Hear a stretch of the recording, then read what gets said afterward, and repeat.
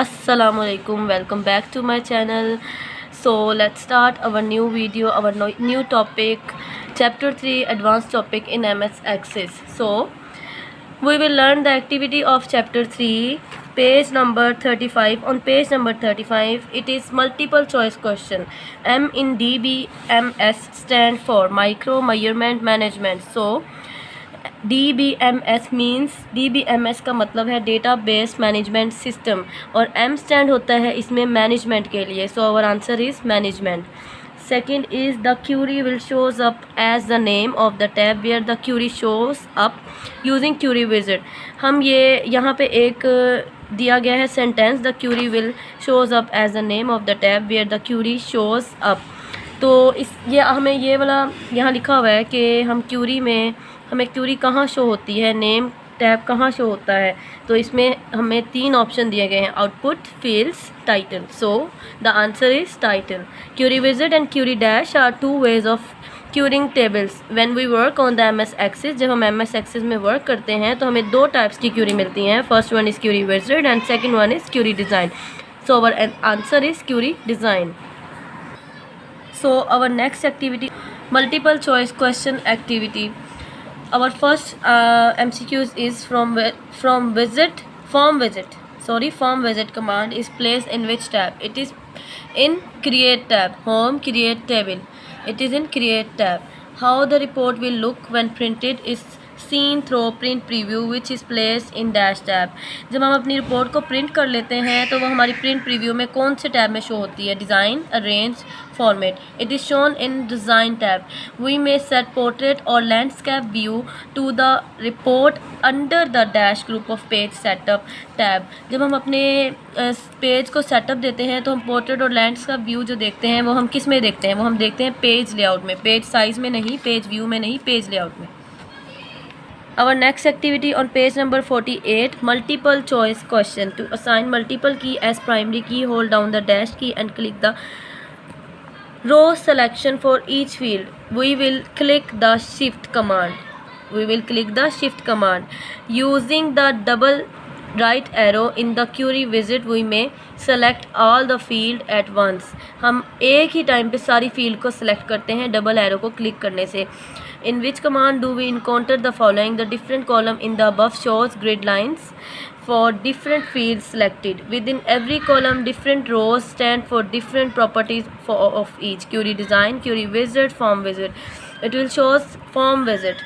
Which of the following is not a way to create form? कौन सा इनमें से तरीका है जिससे हम फॉर्म नहीं बनाते? डेटा शीट से बनाते हैं, as you know. Split form से बनाते हैं, मर्ज फॉर्म से हम फॉर्म नहीं बनाते. So answer is merge form.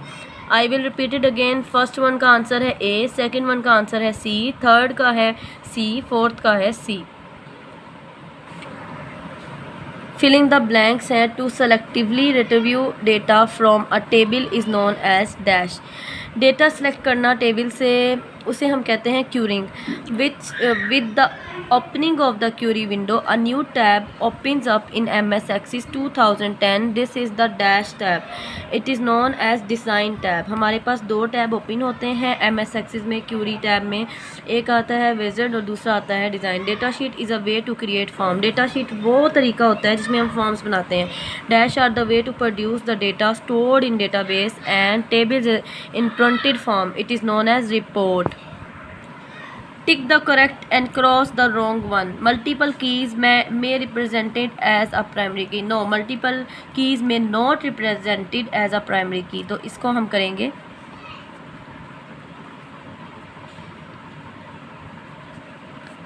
It's wrong. Split form is a type of display of table form for a table. Split form is a type of display of form for a table. Yes, it is true.